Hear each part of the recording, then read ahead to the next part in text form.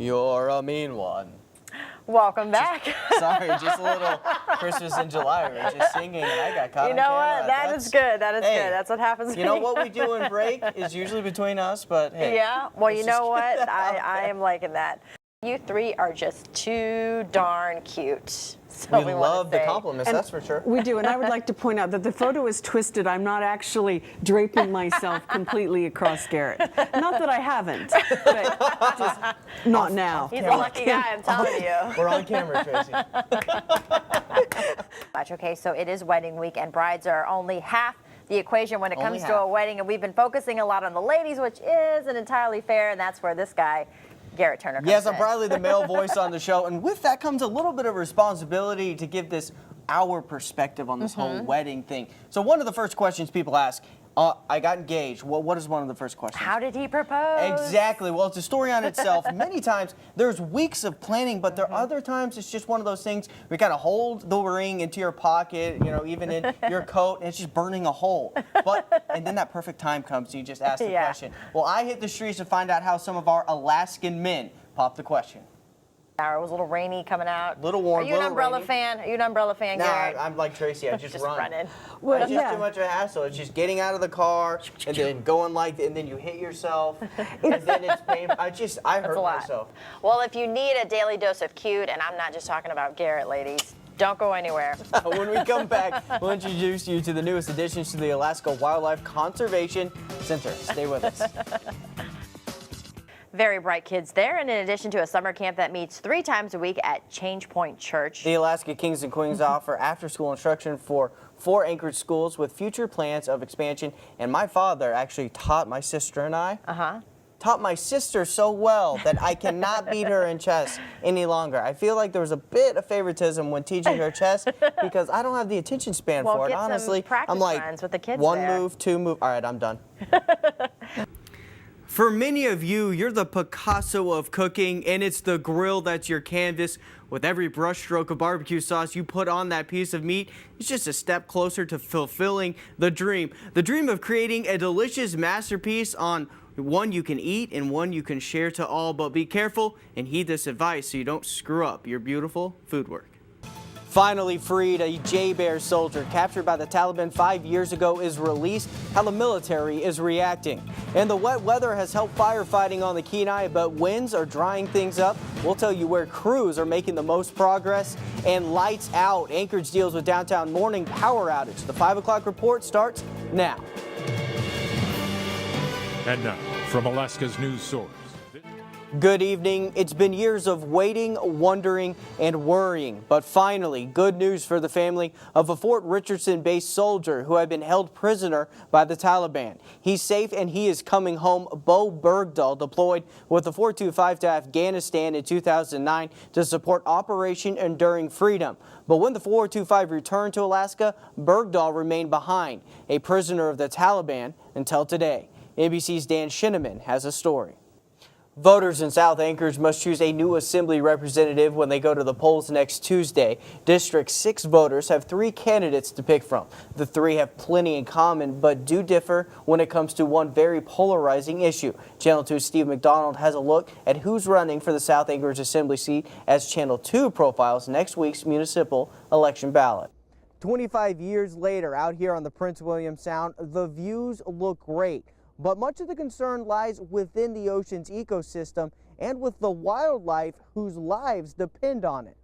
These days in this small boat harbor, there's not much going on. But if an oil spill were to happen in the Prince William Sound, this place would be astir, with local fishermen turning into first responders. Garrett Turner is in Government Hill tonight and takes a look at where the project stands. Garrett? That's right. There's a literal leaf when it comes to these businesses operating longer. But when it comes to the future of the project, that's in the state legislator's complete control. There's a proposal now pending in Juneau that would shift the power of the project to a different corporation, and many lawmakers are still concerned about the numbers. Basically, this bill is sitting in legislative limbo, waiting for the next session. Good morning, David Sheila. Residents in this Mountain Vista community in Eagle River say this is usually a very safe, quiet place to live. But on Saturday evening, 32-year-old Andrew Kahn was found dead in his home, and now police are investigating this incident as a homicide. All of the survivors of the plane crash were eventually treated at local Anchorage area hospitals. One of them, Garrett Moses, is being treated at Providence, Alaska Medical Center, where his condition has improved, but there's still a long way to go.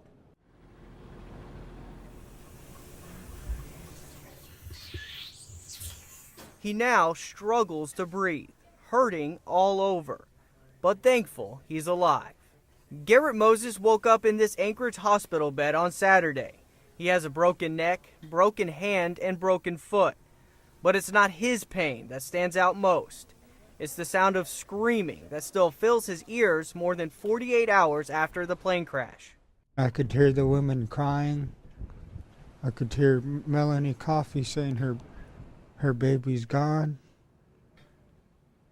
And I could hear like somebody was breathing, and their last breaths they let it all out, and that was the last I heard out of them. The last breaths taken by 65-year-old Richard and 57-year-old Rose Pulte. And 25-year-old Melanie Coffey was screaming for anyone who could help her baby, 5-month-old Wyatt, who was not able to be resuscitated. It had just been over a half hour after Moses and 8 other passengers had boarded the Cessna 208 expecting to reach Mountain Village.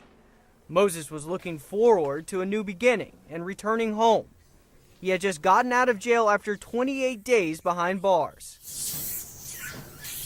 He says he's never gotten used to flying and sat nervously as the plane took off from Bethel. He was seated near the front of the plane and was reading his Bible for comfort. After 30 to 35 minutes, I was wondering how come the fog was getting so thick, and we kept flying in the fog. And I was wondering how come it was getting so thick, and the pilot would constantly check out the sides of the plane, and I noticed it was getting pretty iced up. I looked up at the pilot. I noticed his light was off, and the only light you could see was with the instruments.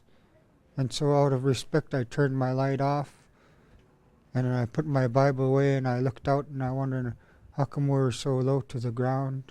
Moses says that's all he remembers prior to the crash, and when he woke up, he remembers the cold touch of snow shooting through his fingers, the smell of fuel stinging his nostrils, and feeling hopeless. Melanie Coffey was the one that saved us all. With her broken ankle, she walked, I don't know how far. I think I was there for a good hour, half an hour. Moses says Melanie Coffey reached help and led the troopers to the crash site, where emergency workers immediately jumped in. Troopers cut me out of the seat from the top and bottom, and they tried lifting it up and they couldn't. And then they tried one more time and they pulled me out from underneath the plane. From there, Moses' memory fades again. He remembers being put on a stretcher with rescuers encouraging him to stay awake and keep his eyes open. There wasn't enough room in the ambulance, so Moses rode in the back of a pickup truck on the way to the St. Mary's Airport, about 4 miles away. I thought I was going to die. That's why I started praying, asking God to forgive me. Moses thinks his challenges have brought him closer to God, and even now, surrounded by pain and coping with the death of friends, he's looking forward to the future, and once his foot heals, a chance to walk a changed path. Garrett Turner, Channel 2 News. I've been a lot of places in the world, and I've never seen any place that could make your jaw hit your chest on a regular basis when you look up at the mountains and you look out at the ocean. Bernie Culbertson has been fishing Prince William Sound since the 70s. These days, you'll find him on his 15-year-old Purse Seine. I'm saying where I spent half my life is right here. Culbertson says 25 years ago, when the Exxon Valdez struck Bligh Reef and spilled 11 million gallons of crude oil into his beloved Prince William Sound, a future of uncertainty struck simultaneously. That unknown world of no answers. And it's very frustrating. And the answers you were getting were pretty much BS. Hard lessons were learned a quarter of a century ago during what was then the biggest and most devastating oil spill North America had ever faced. I mean, this stuff is still thick on here. The world got a real-time education as to what could and would happen if spill prevention and response plans were not in place. It's a motivating thought that's ever present on Culbertson's mind. There's an obligation on a different level, not necessarily a social pressure obligation, but a responsibility of living here and recognizing what this place is. Following the Valdez spill, the Ship Escort Response Vessel System, or SERVS, began its Vessels of Opportunity program. It's an emergency response team made up of local fishermen ready to jump in and help out in the event of a spill. It's their vessels that are needed to really operate the response equipment, to collect the oil, to tow containment boom around, to operate the skimmers and the hydraulic power packs that collect the oil, to operate the storage barges that we store that oil in and then offload it. SERVS expects to dispatch 8 vessels within an hour of any incident. Within the next 6 hours, 60 more vessels would be in place to serve as the backbone for the response. And then 185 additional vessels would be dispatched within the next 18 to 24 hours to join the effort. At any given time, SERVS says 279 vessels will be on call and ready to assist, including 500 local fishermen and their own vessels, all contracted and trained in advance. We teach them, safety tools that we use in our industry to keep ourselves safe. And I think that if you ask them, over the years, we've probably actually changed the culture somewhat of the fishing industry in Alaska. Mike Day is a 4th-generation Prince William Sound fisherman. For him, this program is personal. They're great people. So it includes my dad, my cousin, and I grew up as a commercial fisherman, so it's mostly people that I've known all my life.